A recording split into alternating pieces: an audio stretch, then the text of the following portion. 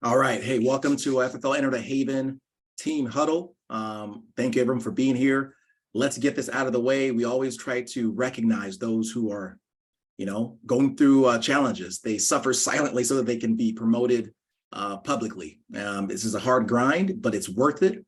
And so here are your week's servers. I'm really impressed because coming in at number one, we have our one and only Woody. He actually helped 13, let me get there real quick. Yeah, helped 13 families. And coming from the past, resurrection is real. Danny, well done. He helped 10 families. Vernon helped 6. Lacey, great job, helped 5 families. And you guys will be getting recognition posts and things shortly. I helped 4 families last week, 3. For Wendell, Rose helped 3. Maureen helped 2. And then Dwayne, he helped 1 family, as well as Jared. Brand new, he helped 1 family as well. So great job for all of you. And as you guys know, every week we always want a different perspective. The whole goal is to, as you go through this business, you literally, we don't know what the lock or combination lock is it for you. The good news is activity solves everything. Here's the truth, and we're going to get our special guest to go over this in his own story with you. If you want to create something in this business, massive activity will reveal your weaknesses. So you will see really, really quickly how bad you are, but also massive activity will heal your weaknesses. It does the same. It's a double-edged sword. You decide which part of the sword you're willing to take. There is no way to avoid the pain. It's tough to build muscles, right? It's the same thing, but as you continue that massive activity, it'll solve the problem. So congratulations for those that have done it. I'm going to actually jump out of the way. I want to reserve as much time as possible to our special guest, and let me jump him on here. All right, Ian, can you hear us okay?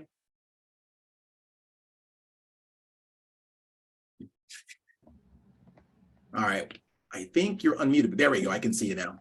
Hey, great to have you on, Ian. I appreciate you and taking time out of your day. I know how busy it is, and we do need to go back and work, but part of this business is also serving and giving back. No financial interest here. This is a guy that just wants to serve and help and serve and help.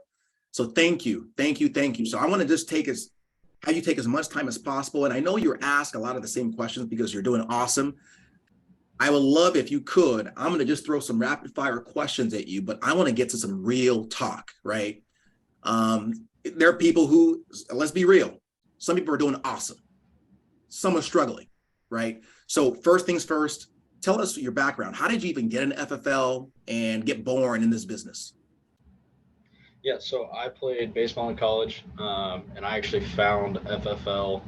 I was on winter break. I was here in Kansas, and Brent, who's Gulf Coast, our integrity partner, was running some TikTok ads, and so I found FFL through TikTok and signed up for it, and kind of just I've always had a job throughout college, so I was doing some serving, bartending, stuff like that. So um, the transition wasn't too hard in the sense of you're just serving somebody. So that's kind of how I got started. Was just signed up for that, wanted some extra income while I was playing, if I could, when I could, things like that. If it's too loud, sorry, the AC just kicked on, so I can try to turn it off if I need to. So if Okay, I'm yeah. hearing So you right, what really caught your interest was the ability to, while you're playing baseball or athletes in the side, because you were still going trying to go professional, is what you were doing? yeah, it was. So I had just transferred to Baylor, and I had actually got hurt right at that point. I hurt my lower back, and so I was kind of just sitting around a lot. Yeah. And so I was looking for something to do because I couldn't work during the fall like I normally had throughout the last like 4 years of college, just because the schedule was so much different at that level. And Yep. when I found FFL and the ability to make your own schedule and really do what you want to do, it Hmm. just fit in that time in my life so perfect. It's awesome. So kind of fast forward, you got your license, which I'm sure didn't take much. Now, how did Brent set your expectations so that you went in knowing what you're going to be confronting? Yeah, so I think it was more of through our boot camp and stuff like that. There's some expectations set in there, Hmm. and then just talking with multiple managers on his teams and things like that. They all kind of was like, hey, the reason like you're gonna be okay at this is because you're used to playing a sport that if you suck, you're still good. Like you can fail 7 times out of 10, you're still batting 300, which is elite at that level. So Right.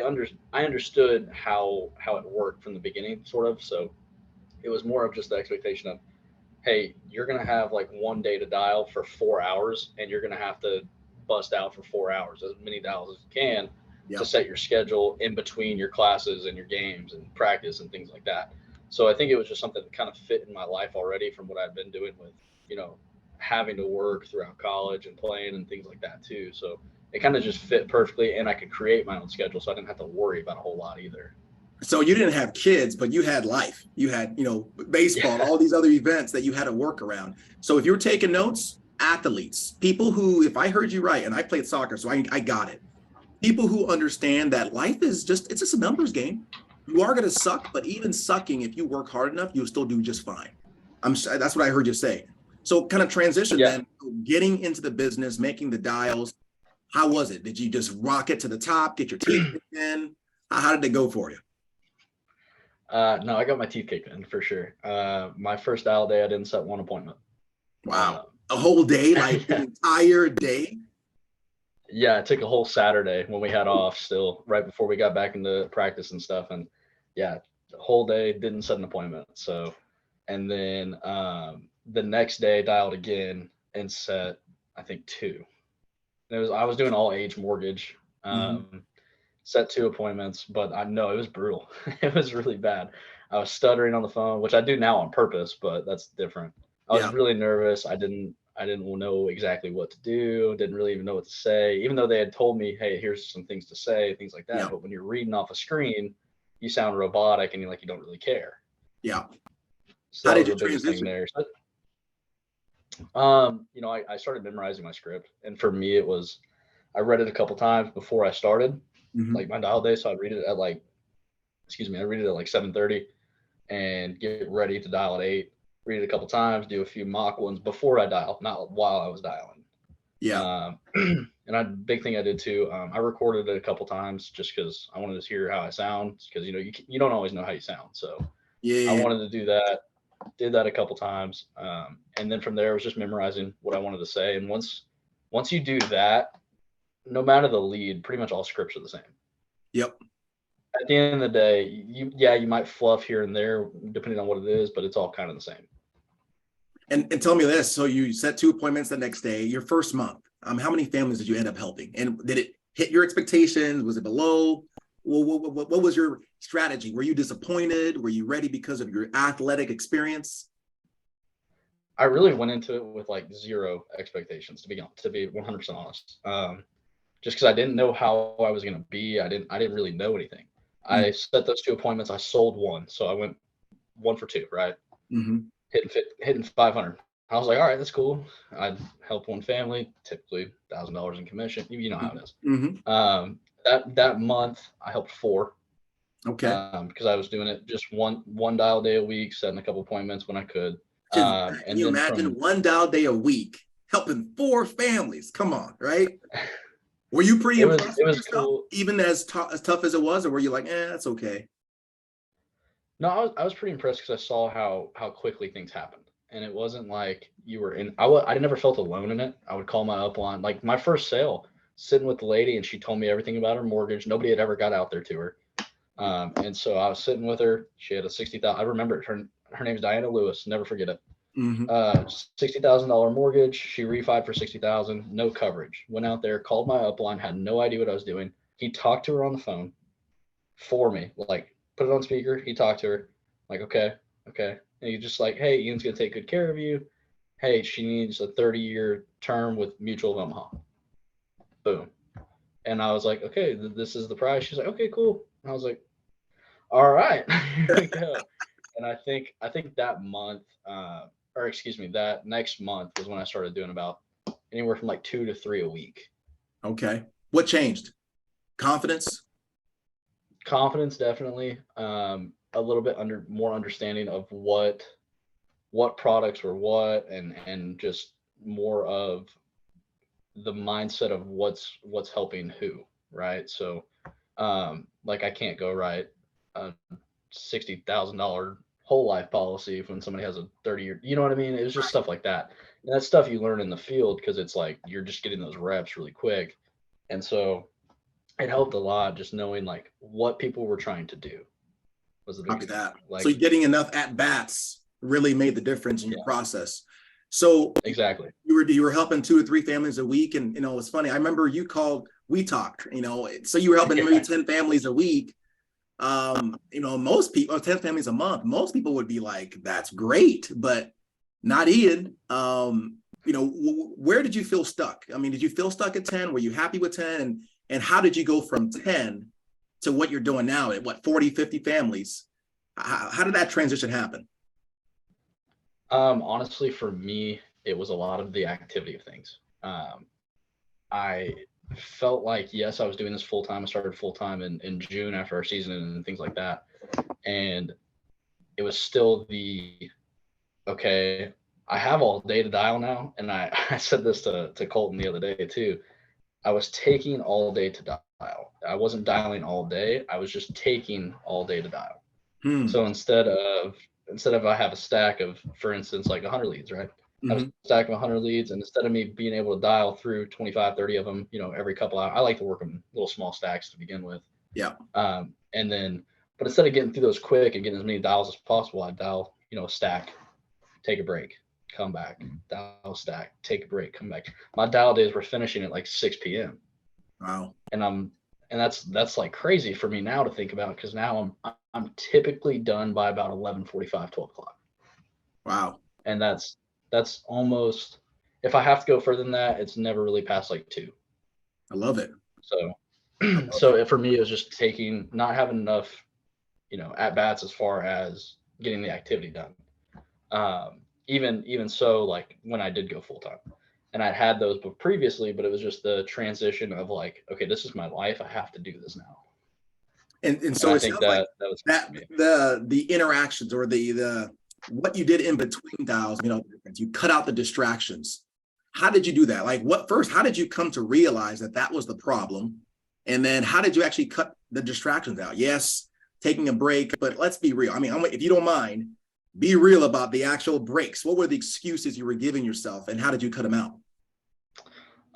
So for for like instance, so when I would set an appointment, I would like go outside, dap up my fiance, and like I'd take like a few seconds to tell her what happened and like how it went. And then that turned into me sitting down and watching like a couple minutes TV with her and all this stuff. And so that was like my biggest thing is like that's when I figured out it was just taking forever. It was because I was procrastinating. I'm a huge procrastinator with everything. Like it's bad. And so I know that. So how I fixed it was it actually wasn't until September I got in office with Colton. And I was like, man, I was just gonna get a dial desk and just have somewhere to go. And then I went there for one day, had heard a lot of great activity from him and Leah, and then set a lot of appointments myself. And I was just like, I need an office, so I decided to get an office. Wait, so And let me so what back helped up. me? Yeah, go You for were it. dialing on Zoom just by yourself with the family, with everyone, but then you going into the office physically around the fire, that's what lit it up for you. Yeah, yeah, being around a lot of other people. We didn't really do a live Zoom until here recently either with my Gotcha. team. So that was the biggest thing too. So once I got into an office around other people, I felt like, and it might be my background too. I just didn't want to embarrass myself in front of people. Mm, So how that was is like, okay, I'm gonna do this as hard as I can for the next couple hours and just prove a point that I can, and then I don't have to do it anymore, and I'm not gonna get embarrassed anymore. I love it. I love it. So So did that was my big. you got your old office or did you get one with Colton? So I got one in his. So he had Oh, a he had a office desk, space a available. Yeah, space. Yeah, now, for a lot of folks, getting an office and actually renting a space, that's a big commitment. Now, you obviously have been helping families. Were you a little bit nervous, saying, you know what, I'm actually going to be getting an office? Yes, it's money. What was your mentality there? You got to spend more money. Come on. yeah. No, it definitely was. Even though I'd still been doing like 10, 11, 12 right in there, I still was like, oh, that's rent. I Mm-hmm. don't know if I want to do that. But I just knew like if I did, then my activity would go up, which then in turn would equal more Money in the Bank account. So I mean, literally, I just went there for one day to get a dial desk. And then I was like, man, this is the best dial day I've had. I need to do this every time. So I was just like, all right. I went and looked at the bank account, and, you know, it wasn't fantastic by any means, but I was like, okay, I can afford it. So I'm going to do it. Good for you. That's awesome. And how far is the office from you? About 45 minutes. 45. I want you to consider this, guys. 45-minute drive. So gas, one way to be able to set those appointments. I mean, what I love about you, Ian, you came from a sports background. I remember when I played soccer, similar situation. You bet on yourself. You bet on yourself. You bet on yourself. You bet on yourself. And here, and for some of us who maybe we haven't had anything that we're similar, where we have been able to bet on ourselves, this may be the first rodeo for that. It's a little bit more challenging for those people who are in that category. Where what do you suggest that they do? And by the way, guys, as he answers this, any questions you have for Ian, pop it on the chat and we'll knock it out. But what do you suggest for folks who haven't had your sports background, don't know about that, you know, competition? How do they get their minds in the same goal, same mentality as yours? One thing that helped me a lot, I mean, even though I did have that background, it's still hard just to take a chance on yourself no matter what. Even though you've done it 1,000 times in sports or whatever, it's still a mental challenge in your head to be like, okay, I need to do this because it's going to help me in the long run. So what helped me a lot was I sat down with a little journal and I wrote out, like, I did it already. I helped 40 families this month. I just kept writing. I helped 40 families this month. I helped 40. And at this point, I'd only helped, like, I think the most was like 11. So I just kept writing. I helped 40 families this month. I helped 40 families this month. And the next thing I would write would be like, I created financial freedom for my family. I created financial, just to reiterate why I'm doing this. And you were doing this maybe every just random time of the day, or when you got down, or was it a specific time of the day you did this? I did it whenever I really had time. I know a lot of people like to do it like in the morning or evening. For me, it was just like when it was on my mind, I made sure I hammered home with myself, like, this is why I'm doing it. Even if it was like, I was having like a rough dial day one day. I whipped it out, just wrote down on the journal, this my reasoning, why I'm doing this. It takes 5 seconds, and then get back to dialing. So I think that was a big thing for me. And just knowing that too, like, even if you don't take the chance, you're going to be in the same spot. So if you take the chance and it doesn't work out, you're still in the same spot. So there's no risk. The only risk is you saying you can't say that you failed. Yeah, absolutely. And that's worse, in my opinion. It is. I'm going to hit you with some rapid fire questions. Before I do that, though, funny story how Ian and I met. So he actually went into a home. So I called mortgage protection leads when I went to Texas running my Hall of Fame run, hit it, helped this family out. And Ian, this shows you how good this guy is. Just talking, just that the leads do work. People will let you in the home. He booked an appointment with one of the families that I sold. And and the story behind the story, why the hybrid system works. This family, this guy, he had got an appointment with a telecell agent. He didn't like it. I came in person. I booked it. Just that physical relationship sealed the deal. We got him a program. And then, of course, Ian came in. And, I love Ian called me up because, man, what policy did you get? I couldn't beat it. So what I loved about Ian is he more than called about that. This is a guy that was willing to call out. He was asking multiple agents for help. He wasn't, I mean, you tell me, Ian, if I'm right. Were you just looking to Brent only when you were looking for help? No, I've talked to so many different people. It's unreal. I've talked to you. I've talked to Colton. I've talked to people that are in Colorado, like Wiley Hawkins. Messaged him a couple times. Evan Melcher, Kiefer Zimmerman, Miranda Grace in Georgia. Just anybody I can. Hey, what are you doing? Hey, this is what I do. What do you think would work better? Would this work for you? Just and not just always asking them questions, but like if you can provide value to them too, they're more likely to help you out as well. Yep. Absolutely. That's what I love about FFL, guys. Ian said, hey, what do you dial? There's so much to go around. There is no scarcity. I said, hey, I'll send you my script. We just helped each other. Now Ian's here. And this is a guy that used to be a small producer. Now he's the big guy, right? So, the service you give will always come back 3, 4, 5 times to you. Ian, a couple of rapid fire questions. What kind of leads is your major bread and butter? What kind of leads is a regular? I know you got to go hunt leads sometimes. Do you have any mail drops? What does your lead flow look like? Right now, I do have some BPL coming in for mortgage. And I for get those that some don't know mail what that drop. means, could you explain that? Yeah, buy per leads. So basically, they're dropping for you. They're dropping like per thousand for you. They charge you a certain amount whenever the lead comes in versus you having to pay up front. So I think what I have for mortgage is $87 a lead. And granted, I did not do this immediately. It took me a long time to feel comfortable to be able to do that. So I have about 6 or 7 counties with that in Texas and in Arkansas. Got And it. I telesale those. That's kind of what I like to do. Mortgage is a little bit easier for me to telesale. How long were you in the business, and how did the transition work from going from internet leads? And when did you know you were ready to try out these other the different lead categories?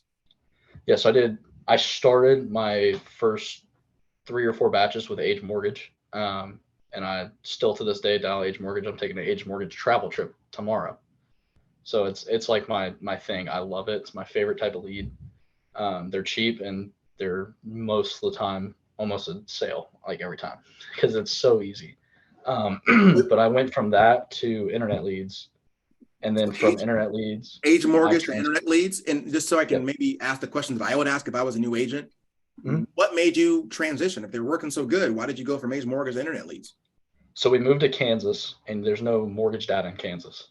Mm-hmm. So I didn't know that when we moved up here. My fiance is from here, so we came back up here for her and her family. She had been in Texas with me for like 4 or 5 years, so came up here. No age mortgage. There are in surrounding states, but nothing in Kansas, right? So we transitioned to internet leads at that point, and with those, they work. You just have to work harder, Yep. and I think everybody knows that. Yep. And then I built up a big enough bank account where I felt comfortable doing Facebook leads. So now what I pretty much do on a day-to-day basis is I run Facebook leads throughout the week. I'll do like some age mortgage travel trips every couple weeks on the weekends, and I'll telesale direct mail mortgage over the phone. I do have some mail drops going with final expense leads just in the area that we're in as well. And then as far as that, that's pretty much it. That's it. I love it. And do you the transition process, like, are you so strategic on, I run this week, I run that this week, or do you just roll with whatever comes in? How do you plan out your lead flow? So I look at it like we planned out a whole month in advance this month. And it's the first time doing that. Um, Really beforehand, I've been just kind of going with the flow of things. And when I do that, I feel like I don't stick to that I don't feel comfortable doing that because I don't stick to it when I'm just going with the flow. So we planned out a month. Okay, I'm doing, these leads this day, going this place, right? And then with that, doesn't always work out. Mm-hmm. And I think that's the biggest thing about being an entrepreneur too, is there isn't always the perfect system. And you mentioned that in the beginning of this call was there's not always the perfect system. Yeah. Sometimes you're gonna have to pivot. Sometimes you're gonna go through a situation where it's like, okay, I got all my leads, nobody answered the phone. like, and it Right. does happen sometimes. It Right. will happen. It happened to me on Monday. I dialed Monday, thought it'd be a good dial day, and I think I set 5 appointments. And it's like it was bizarre. It was the longest I've dialed all in months. I was like, okay, so this is crazy. so, but I still went and helped 4 families out of those 5. So the There we leads still work. And then I just dialed again Wednesday, and it dialed the same leads that I called Monday, and this time they all picked up. I love it. And then Isn't that something? I The said like this one. same dang leads you called on Monday, pick up another day. Yeah, Crazy, right? Good for yeah. you, man. And then so I think that's the biggest thing is like, yeah, I have a plan, but if something does happen, like you can pivot. You have the ability, and this is a great thing because I didn't even think about this. My fiance mentioned to me the other day. She was like, if you did have to pivot somewhere, just go in the CRM and buy internet leads, and you have something right then and there. There it If is. you're waiting on direct mail mortgage and it's not coming in, and you have say you're taking a travel trip for direct mail and you only have 5 leads, well, you need to call those before somebody else gets to them. Well, why don't you go buy 100 internet leads too and just do a whole day. Right. Absolutely. I love how the leads are right there. You have to go. I always think of the example, you're going out to hunt, which is just getting those ready-made. The animals are already there. You just got to go get them, right? Yeah. Versus Yeah. farming, right? You farm a, BPL, they're coming in every week. Just wait for the right season. It's there. You go pluck out your corn whenever you want. That's how you have to look. You can't do one or the other. What I love is what I heard from one of the FFL agents. We date all the lead vendors, but we marry none of them, right? Be a player when it comes to leads, right? I Just agree. use them all. I definitely agree. I've tried every vendor for Facebook. I've tried different mail drops. I mean, granted, you can't do that unless you have a bankroll in the beginning, but once you get to the point where you can, I suggest trying everything, because something that didn't work for me might work for somebody else. Absolutely. Let me ask you this. If all hell broke loose, you don't know what was going on. Maybe your head was not in the game for whatever reason. You weren't making money. Your bank account just started drying up. You were at like bare bottom. What would you do? How would you do it? How would you get out? So I've been there, and that happened to me in August. So I can tell you exactly what I did. God, here's real talk. This is real talk right here, right? You have an agent, he's doing great, and all of a sudden, dry spell. Tell us more. Yeah, I sold 2 policies in all of August. Wow. 2. I wasn't putting in a lot of work. It wasn't really coming to me. I was considering quitting. That was really what happened. And so what we did was we sat down and it was just like, okay, either I give a ton of credit to my fiance. Her name is Michaela. She always has my back with this stuff, and it's always good to have somebody, whether it's another agent or your upline or something like that, to talk to things with, right? So we're sitting there. I've been helping 10, 11 families a month, and I'll be honest with everybody. We dried up, and I had about $2,000 or $3,000 in my account. Wow. Like that's low. That's low for what you've been doing, right? Sure. Oh, for sure. So we sat down and we went and looked at some age mortgage, and we bought as much age mortgage in the county that I could go to. That was about, I think it was 7 hours away. Wow. But they had a ton of leads, so I got as many as I could. Had dial day. Didn't have a good dial day either. I set 9 appointments for one day. Okay. So, which is not the best odds. You want to stack odds in your favor, but I was like, man, I shouldn't even go. She was like, no, you should. Went there, helped 5 families. You set the appointments. You haven't even gone there yet, and you're like, no. Wow.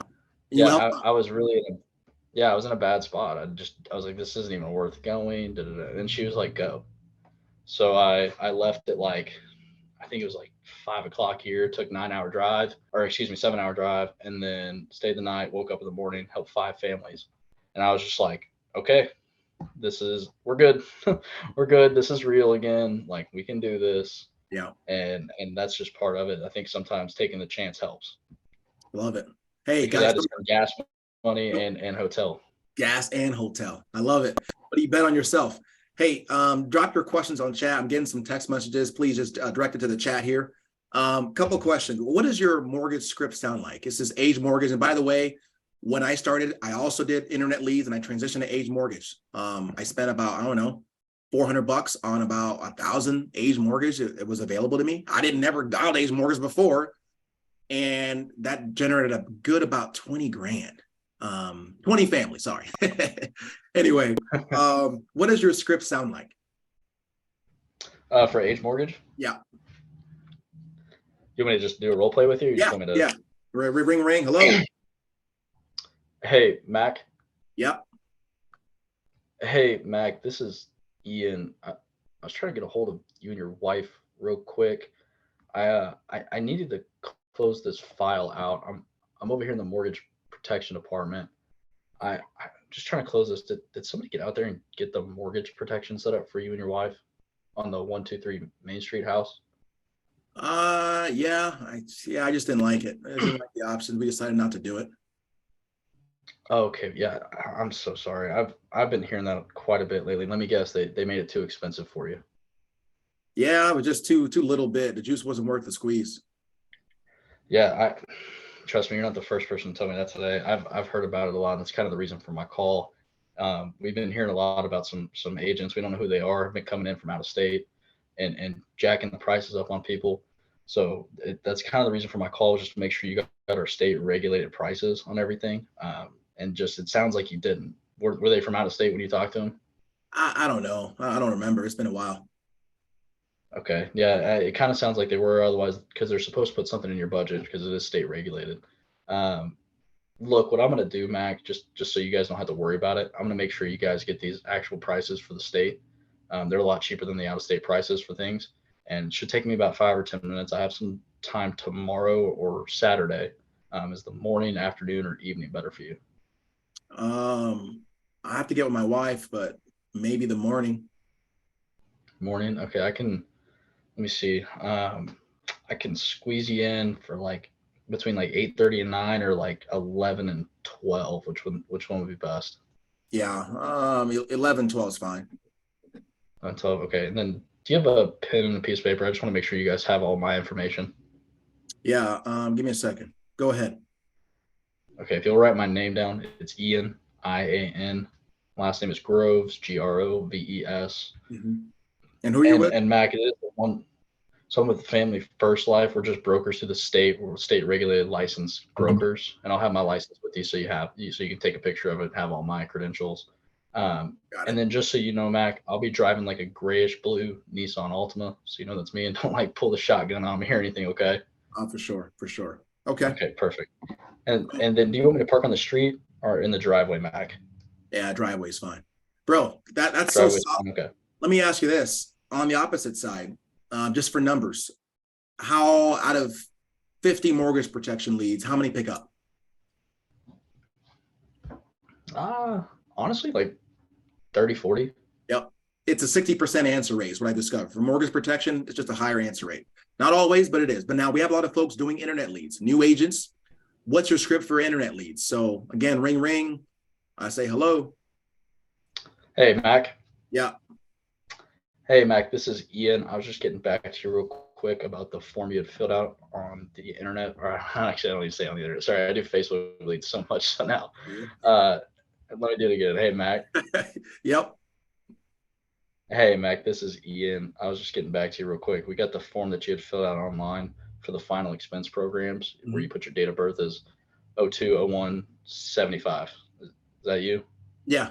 Yeah. What's this about? Okay, perfect. Who are you? So it's final expense. Yeah, my name is Ian Groves. I'm over here in the benefits office here in Sedgwick County. I was just trying to get back to you real quick. It's just my job, Mac, to get this information back to you. I'm just required to do that.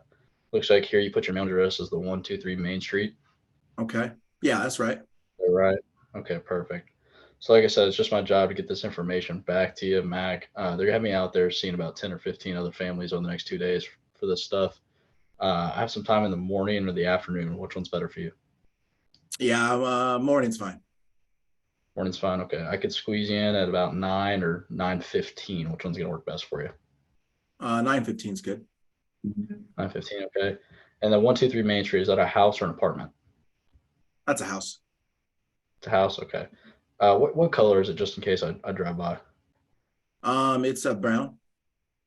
Brown. Okay. And then if you'll grab a pen and piece of paper real quick, I'm just gonna give you my information so you have it before I get there. Okay.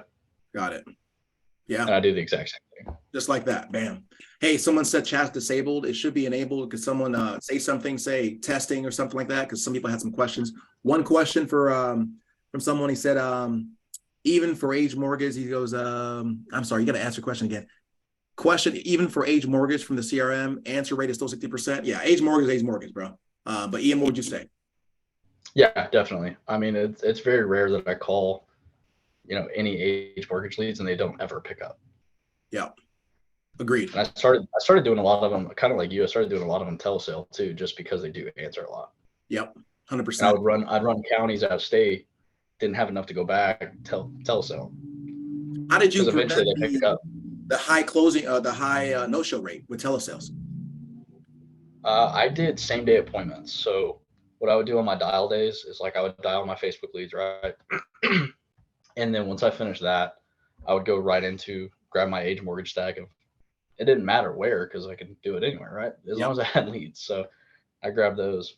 That's all I pretty much do, and then the regular mortgage as well.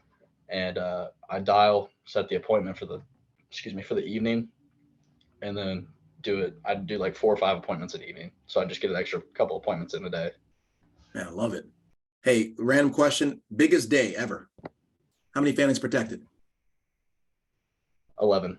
11 one day. It's awesome. Biggest week? Biggest week was 15. 15. Nice. And someone's asking, how in the world are you done dialing by noon? They know you got rid of the distractions, but 15 appointments by noon, they got this mind blown. A lot of it's when I'm in town, I'm doing Facebook leads. They're a little bit higher of intent. They have a word that reminds them of when they filled it out. And so I'm able to just do that quicker. Got it. I'm dialing those as quick as possible. I'm setting the appointment. I found out for me personally, if I'm on the phone for about 2.5, 3 minutes with them, it's a solid appointment. Got it. If it's anything less, I'm not gonna see them, right? So I try and stay on the phone about 2.5, 3 minutes with them. And so if you do it, the answer rate on Facebook is also a lot higher. There's not as many disconnected phone numbers. With your own area code, you're not doing a phone burner, or how are you doing it local, or are you buying it from a random place? So I use Facebook just for local. So I just use, granted, I'm not from Kansas, so I have a Texas number still. So I just use, it's an app called Sideline. You can just get a phone number. Okay. I think you can get like 1 or 2. It's like $10 a month. And so I use that. And then, most of the time they pick up. I love it. I love it. And who do you use for your vendor? If you don't mind sharing. If you don't, I get that too. No, yeah. I use Happy Agent a lot. Happy Agent. I tried some other ones. I just found that Happy Agent really works well for me. Is it every lead is a solid sale, or before No. like that's the ticket? That's the ticket. Well, what's the ratio on, out of 20 Facebook leads, how many do you get a hold of? How many do you set? How many do you actually help? Out of 20, I'll probably get a hold of 10, set 7 or 8. And 20 runs you how much? Oh gosh. I think, well, I normally buy 45 at a time, which is $998.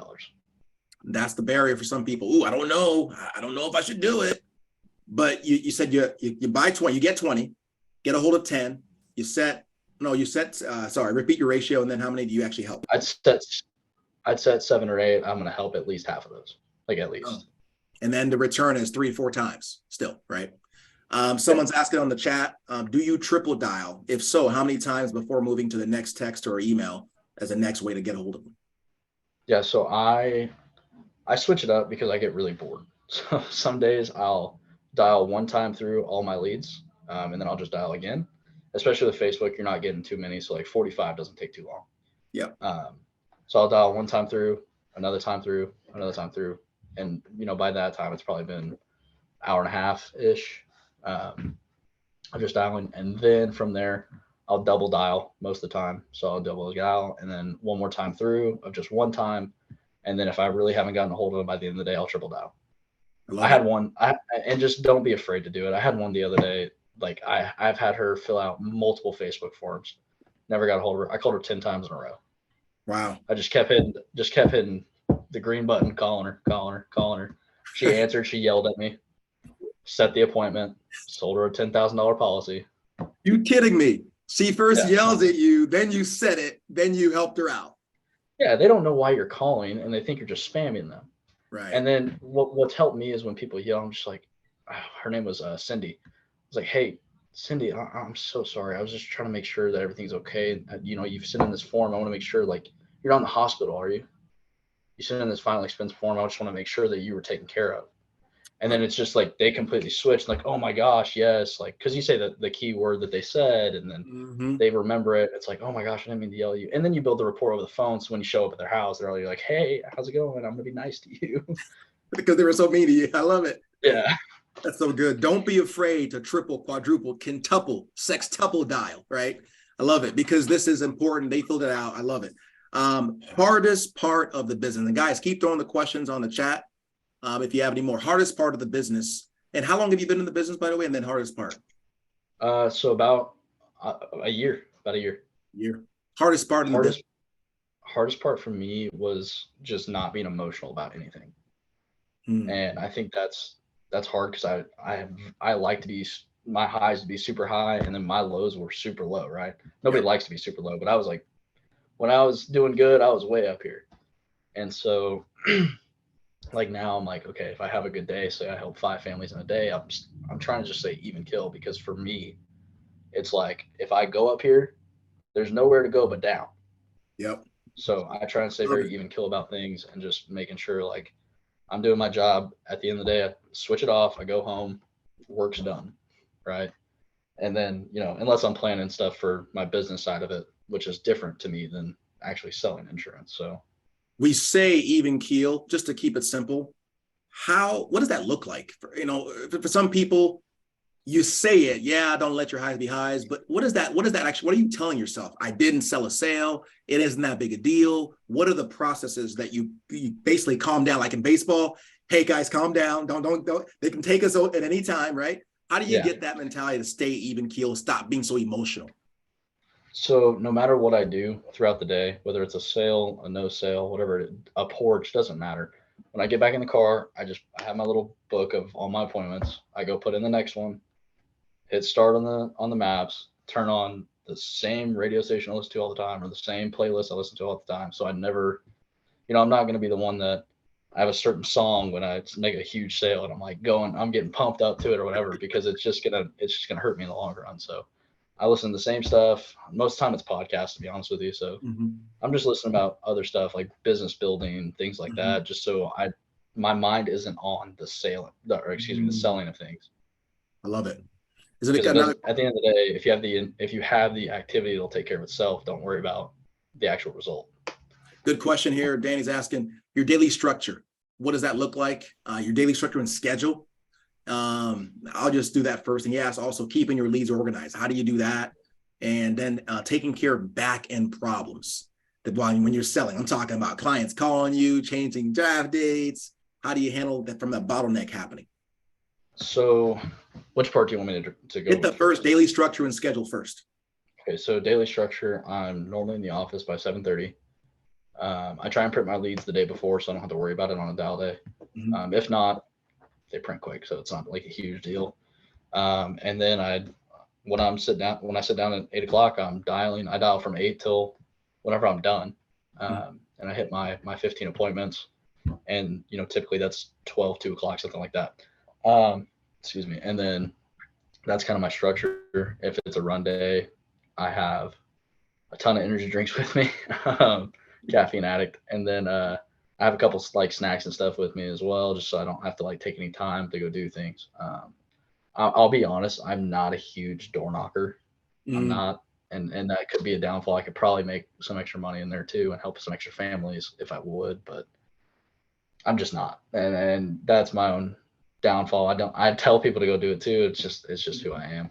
I don't know why. And then as Keeping far as leads. staying structured, yeah, Yeah. keeping leads organized. I have so I America folders are free. If Yep. you don't know that, I order 10 like every day. So I just get bombarded with America folders all the time, and I'll just take a little like white label sticky note, whatever it is, write out the county, Yep. the date that I got those, put them in that folder. So I'm able to dial those. I'm able to dial those that day. Yep. And then on top of that, if I ever need to go back, I know exactly when I got them. I know Yep. exactly, who answered what. I use sticky notes on everything. So, okay, they said this, back of the pile. All right, I'll dial them again next week. I love it. You And hear then the that? back end problems. It's manual stuff though, right? You don't have some kind of assistant because you're still just, do you have an admin yet? Michaela acts as my admin. She does a lot So of that stuff for me. if So if it does she help. wasn't there and someone was selling at a high level, their wife was not actually helping them as an admin, how would you execute that? So like what she really helps me with is just contracting stuff like that. Okay. Just because I don't know any of that stuff. I'm gonna be honest. So she takes care of that for me. But what I would suggest is just have a filing cabinet, have something where your stuff goes, not just the trash. And I threw away a ton of my leads when I first started. They didn't answer. They told me no. I threw them away. That's Wow. dumb. Wow. And what That's really about dumb. handling the bottleneck problems when you're at a high level, high clip, 40, 50 families a month? How do you handle that? Because they're going to get calls, whatever else.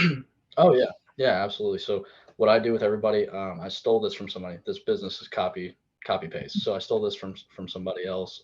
Keep going. Whenever I give somebody, okay, got you. Whenever I give somebody, their little summary sheet at the end, I put it in a red folder. If it's just one of our other companies, if it's Americo, I give them an Americo folder with the summary sheet and everything, all my contact info and my card as well. I'll flip over the folder, write their name on it, and I just tell them, hey, the reason I do this is because I've had people in the past not be able to find their policies and their family wasn't able to find their policies. So when your policy gets here, put it in this red folder, let everybody know you have a red folder with my contact information in there. When that time does come, hopefully in the very far future, I'll be the one that helps them take care of everything so you don't have to worry about it. So I leave on that somber of a note so that way it's like they know it's serious, right? So that helps a lot, especially with them having a folder, knowing like I'm a real person, and it's not just, hey, here's your sticky note with your policy on it. That helps a lot with chargebacks. And I got killed with chargebacks when I started going full time. Yeah. And in July I got hit with $8K in chargebacks. Wow. Yeah. And I thought I was I thought I was done for. And it was just my own fault. It was my own fault. I left them a little piece of paper that said, hey, here's your stuff. It wasn't anything serious.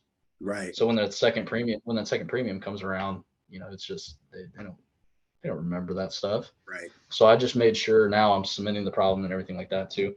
And then with people to call and cancel, now instead of them calling the company to cancel, sorry, I'm plugging my laptop while we speak, but while they're calling, instead of calling the company to cancel, they're calling me. So I save a lot more policies now. They have all my contact info. To answer the phone? Absolutely. I was terrified. I was so scared because I was like, I don't know what I'm going to say. I don't know what I'm going to do. I remember one thing that helped me a lot. I remember real quick, I used to be freaked out. Like, they're calling, I just didn't answer. And you know what really changed my mentality? I heard Andrew Taylor say something that he did that Sean Mike said, if you ever do that again, I will never work for you again. Andrew Taylor didn't answer his phone. He went on vacation, didn't tell anybody. He says the only people that don't answer their phone are broke people and people who owe other people money. And hey, it doesn't matter what your situation is, take control of your business and get yourself out. There's a difference between broke, right? Broke is temporary, poor is permanent. You're not poor. Poor people don't answer the phone. So I was like, okay, so when I'm someone that really helped me out. What changed for you to answer the phone despite whatever could happen? So 2 things. I started saving everybody's phone number and my cell phone number because I gave my cell phone number out to everybody. Mm-hmm. Save it, and in the company line, it shows up when they call. So I put what company we went with, how much is the policy a month, and then the amount of coverage. So when they call, now I'm not just saying, hello, who is this? It's, hey, Mac, hey, what can I do for you? And it's like, oh, they know who I am.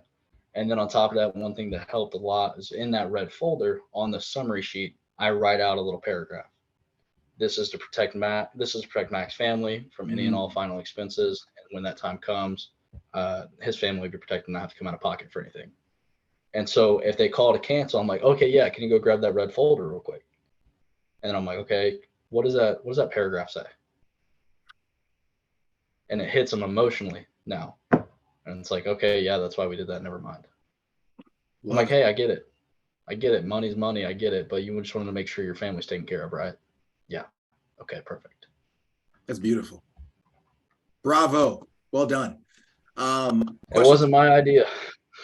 Steal it from people, man. Just steal it from people, right? Copy paste. That's all you do. I love it. The red folder, just buy them a pack from Amazon and just, that's all you do? Yeah, you can get a lot from Amazon. I went to Dollar General and bought out the store. They're like, I think they were like 25 cents a piece or maybe even less. And I just bought as many as I could.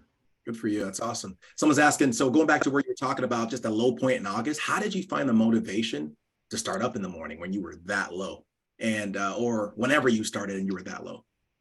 Yes. So personal background here, like I didn't come from money at all as a kid. We moved like 15 times growing up, couldn't keep like a house and stuff like that. And it's none of my parents' fault. It's just the situation. Right. Mm-hmm. And so for me, it was just I wanted to be a professional baseball player, not because, yes, I love baseball, but it was I want to make sure my family's taken care of. And so when that time came and it was that low point, I was like, I cannot fail. Like, I don't want to be back to where I was and I'm having to go, serve people food and pray that they tip me something. Right. or give them a drink and hope they tip me something, right? So I was like, I can't do that. I didn't want to go coach. I got offered coaching jobs when I got done. I didn't want to go do that. You don't make any money. I love the game, love helping people, but at the end of the day, I don't want to, fail and have to do something that isn't going to provide the lifestyle that I want for my family. 100%. Going back to your why are you doing it? I love it. Yeah.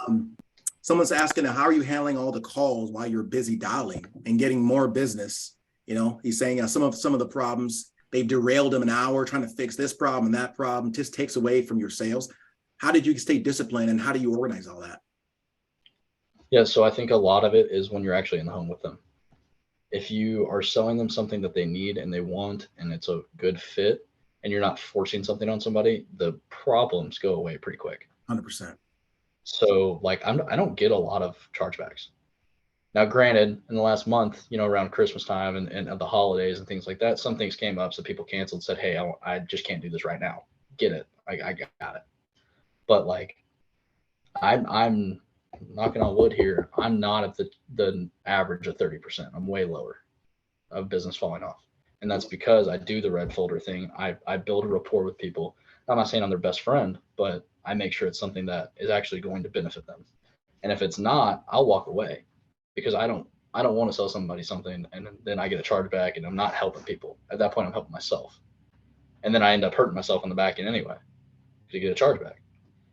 So I True. think a lot of it is in home or on the phone, whatever you're doing. You're just making sure it's at the best spot for the client. I'm going to second that. I used to sell when I was new. I sold in a certain way where I got a lot of chargebacks. It was weird. And then I decided to transition where it was kind of scarcity a little bit. I was like, I'm going to lose sales. No, I just literally went in there to help the client. And if they had any weird signals where they weren't going to keep it, I'm not going to put you in that position. I'm going to identify the problem and then we can see whether you really want it. And once I did that, Exactly. man, it goes so down. It's crazy. Someone's asking material wise, what is a must have going into the home? What do you take into the home? For me, I am younger. I'm 23, so I know when I go sit with people who are especially final expense, they're younger. I mean, they're older, excuse me, and I'm a younger guy. I have a clipboard. Okay. So I have my little carry bag with my laptop in there, but I have a clipboard with their lead. Underneath that is the final expense worksheet. Underneath that is a summary. Underneath that is my license, and underneath that is the credibility sheet. And everything I do is intentional. So when I knock on the door, I'm not looking at the door. I'm not smiling. I'm sitting there flipping pages on my notebook. I'm there to do a job. I'm here to repair something. Yep. I can show them my license. Everything's very like deliberate in the fact that I'm not trying to sell you something. I'm just here to do my job. Because if I was 65 years old and some 23-year-old showed up to sell me something, I'm probably going to be like, what do you even know? Right. So I started doing that because I was like, okay, well, a repair guy could easily get in somebody's house and do their job. And normally most of the time they have a clipboard with like what they're supposed to be doing and things like that, right? So I started doing that. So I just have my laptop in a little case, pens, red folders, all my client worksheets on that clipboard. And then from there, I just restuff the clipboard every time. That's awesome. Any more questions, guys? We're almost about done.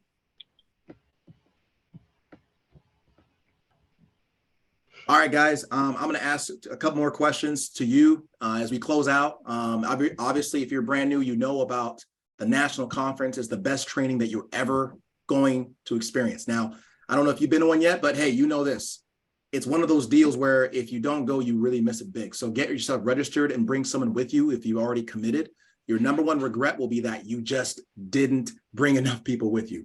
So if brand new agents, and you're going to have it happen to you, Ian, they will come up to you and they should ask what you're asking other people. Hey, I'm brand new. What kind of advice would you give me? What are 3 pieces of advice you would give someone who's brand new? Today's their first day of how they can go crush it in this business. Go get killed on the phone. Just get it out of the way. Don't prolong it. For me, what took me so long to get to the point where I'm at is, like I said, it took me all day to dial. Well, it took me all day to get to where I felt comfortable in the home too. It's typically the 100 appointments, right? So go get as much activity as you can in the first month, so you're not having to wait around for 3, 4, 5 months before you see anything coming into the account or you helping families, whatever it may be. So shorten the length of of your activity in a time span. So get it all done in the first month. So you go through all the bad, and then it's going to be a lot easier from there on out. I love it. Compressed time. I love it. Yep. Good stuff. Well, hey guys, appreciate you guys getting on. Ian, thank you for pouring into us. Appreciate you. We'll be seeing you, if nothing else, in about a month's time Yes, in sir. Miami. And hey, I know that you reach out to other people, and I always gave this same honor to everyone else because I wouldn't be here without the help of others. If anyone had questions for you, would you mind sharing? Would you mind if you give your information so that they can text you or connect you online? Yeah, Or what would you prefer? No, I don't care at all. Do you want me to put it in the chat, or do you want me to say Pop it in the chat. And if Okay. you would just out loud so people can write it down because the chat will go away. What's your Instagram handle, Facebook, or just yourself? Yeah, so my cell phone number is 512-902-2521. My Instagram is Ian_Groves21.